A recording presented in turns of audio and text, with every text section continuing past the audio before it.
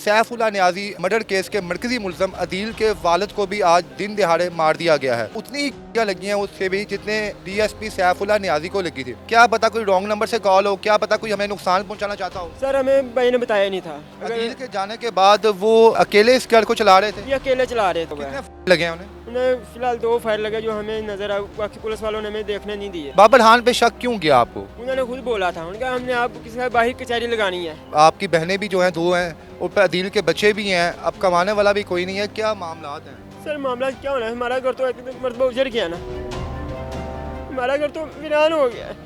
भाई वो जेल में है, वाले साहब उनको रात को मार दिया उन्होंने। जी अस्सलाम वालेकुम नाज़रीन, मैं हूं आपका मेज़बान इर्तज़ा भट्ट। नाज़रीन, सैफुल्ला नियाजी मर्डर केस के मरकजी मुलजम अदील के वालिद को भी आज दिन दिहाड़े मार दिया गया है। और इत्तफाकन क्या बात है कि उतनी ही गोलियां लगी हैं उससे भी जितने डीएसपी सैफुल्ला नियाजी को लगी थी। इससे उनका भाई यहाँ पे हमारे साथ मौजूद है। पहले एक भाई हवालात में है, अब वालिद साहब भी इस दुनिया से जा चुके हैं। ये इत्तलात इनको कैसे मिली और इस वक्त घर के क्या मामलात हैं, क्या हालात हैं, सुनने में ये भी आ रहा है कि 1-2 रोज़ कबल जब कोर्ट में इनकी मुलाकात हुई थी अदील के साथ, तो वहाँ पे डीएसपी की फैमिली भी मौजूद थी और उन्होंने इनको धमकी भी लगाई थी। इस बात में कितनी क्लैरिटी है, कितनी सदाकत है, आइए इनसे बात करते हैं। अस्सलाम वालेकुम जी। वालेकुम अस्सलाम। भाई पहले तो अफसोस कर सकते हैं आपके साथ हम कि वालिद साहब जैसी एक खूबसूरत शख्सियत इस दुनिया से चली गई है। इससे पहले आपके भाई हवालात में हैं, कितना मुश्किल है इस वक्त और आपको पता कैसे चला कि सारा मामला पेश आया है? रात गए वहाँ पे वालिद साहब क्या करने के लिए गए थे?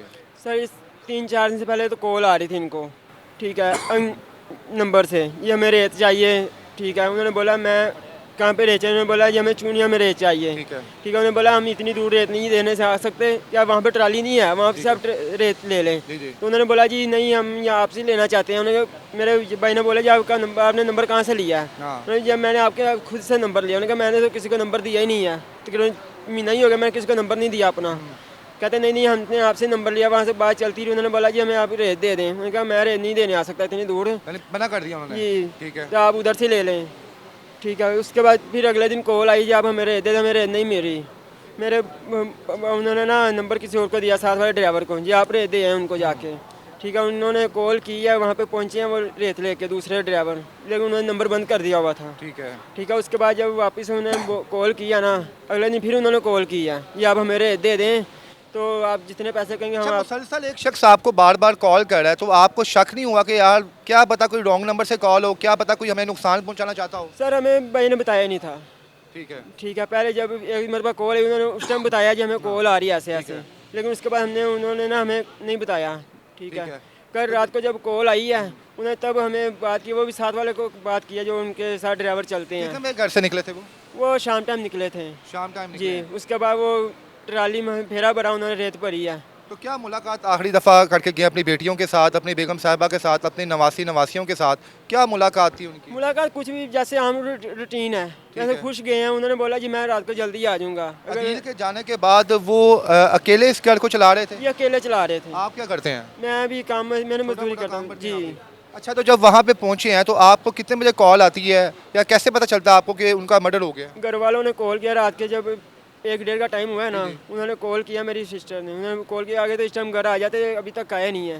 उन्होंने कॉल की लेकिन उधर से ना किसी अजनबी ने कॉल उठाई है। उन्होंने कहा जी आपका ना कौन बात कर रहा है? उन्होंने कहा जी मैं तो गुजर रहा था, आपका जो भी लगता है हमें नहीं पता, इनको ना मार के मार दिया गया है। तो क्या तकलीफ थी लम्हा जब आपको पता चला, वालदा को पता चला, बहनों को पता चला, उस वक्त क्या क़यामत का सर? उस टाइम तो हमें कुछ समझ नहीं आई, हमने बोला शायद झूठ है, क्योंकि आजकल ये हो रहा है, फेक वीडियो चल रही है, ठीक है। हमें यकीन नहीं हुआ, दोबारा कॉल की है, फिर उन्होंने बात किया, उनका ये वाकई आपका मर गया हुआ है, इनको मार के मार दिया हुआ है। लगे हैं उन्हें फिलहाल 2 फायर लगे जो हमें नजर आए, बाकी पुलिस वालों ने हमें देखने नहीं दिए। लेकिन जो 4 से 5 की इतलात भी आ रही हैं, आपके कज़न ने बताया, मामू ने बताया जी 5 की आई है, ठीक है। वो 5 उधर से वो कहते 5 चले जहाँ पे चली है ना। कितनी देर वहाँ पे आप वाला साहब जो है उनकी वहाँ पे पड़ी रही, और क्या वहाँ पे रेस्क्यू की टीमें पहुँची थी? रेस्क्यू की टीम अब नहीं पहुँची, नहीं, उन्होंने कॉल खुद की है, 2 कॉलें की हैं, लेकिन कोई भी नहीं वहाँ पे गया, कोई भी नहीं गया, रेस्क्यू वाले भी नहीं गए। कितनी देर वहाँ पे उनकी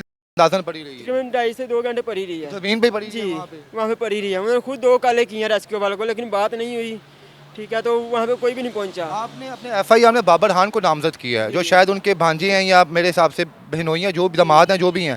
बाबर खान पे शक क्यों गया आपको? सर वो जब वो आए थे ना ये अदालत कचहरी के लिए, मसलन को ये कि उन्होंने खुद बोला था, उनका हमने आप किसी का बाहर कचहरी लगानी है, क्या या मैंने आपको? ये खुद बोला तो है। आपने उससे कहा नहीं भाई हमारा कसूर क्या है, आपका जो मुलजम है सब हवालात के अंदर है, इसे हुकूमत जो मर्जी सजा दे। भाई हमने बोला है, हमने उनको वाजा करके बोला है, हमने कहा आप हमारा कोई क्या कसूर है, मुलजिम तो आपका अंदर है, कोर्ट केस चल तो रहा है।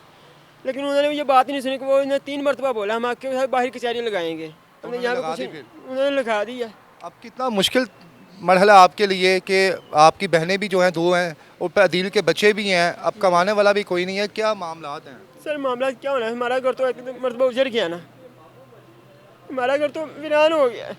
भाई वो जेल में है, वाले साहब उनको रात को मार दिया उन्होंने, क्या हम करें, हमें तो कुछ नज़र नहीं आ रहा। पुलिस स्टेशन गया सर, वहाँ पे भी जलील किया गया आपको? वो बहुत जलील किया उन्होंने। क्या क्या उन्होंने? जब हमने रिपोर्ट लिखाई पहले तो वो लिख नहीं थे, अगर लिखा तो उनका हमने बोला हमें वापस रिपोर्ट दे दें, हमने जाके अपना वहाँ पे हॉस्पिटल जमा करवानी है। उन्हें तकरीबन 4 से 5 घंटे में जलील किया, अब 5 मिनट रुक जाओ, 10 मिनट रुक जाओ, 15 मिनट रुक जाओ, ये बात वो करते रहे हैं। वालदा की इस वक्त कैसी तबीयत है? सुना वो भी वो इस टाइम सदमे में है ना, उनका अभी भी कॉल किया, वो कहती नहीं वो वापस आ जाएंगे, वो रेत बेचने गए हैं, ट्राली लेके वापस आएंगे, उसी भी यही बात कर रही है। अल्लाह जी। नाज़रीन, यकीनन पहले इनके भाई की जानिब से जो कदम उठाया गया था उसकी भी हम किसी हाल में किसी सूरत में हम उसकी तारीफ़ नहीं करते। जो उस वक्त के हालात थे, वो शख्स इस वक्त हवालात में अपनी सज़ा पूरी कर रहा है, उसके 2 छोटे छोटे बच्चे हैं जो इस वक्त यतीमी की ज़िंदगी गुजार रहे हैं, और आज घर के वाहिद कफ़ील को भी मार दिया गया है। मरियम नवाज़ साहबा को, CCD को आप क्या कहना चाहेंगे? हम तो यही कहेंगे हमें इंसाफ चाहिए, अगर हम केस लड़ रहे थे तो इस तरह ना मारते, हमारा घर तो ना वीरान करते। हम ये CCD भी क्या बनाई है, हम तुमसे इंतजार करते हैं, हमें इंसाफ चाहिए। अगर केस लड़ रहे थे तो केस लड़ते ना, इस तरह हम क्या फ़ायदा उनको हुआ। जी नाज़रीन, एक कहानी आपके सामने रखी है और इसका मकसद सिर्फ यही है कि सच और हक़ पर मबनी जो है वो प्रोग्राम रिकॉर्ड किए जाएं, और यहाँ पर अगर किसी कोई फैमिली कसूरवार है तो उसे कैफ़े किरदार तक पहुँचाया जाए। और मरियम नवाज़ साहबा इस केस को शफाफ तरीके से आप देखें। इसके साथ ही इजाज़त दें। अल्लाह हाफ़िज़।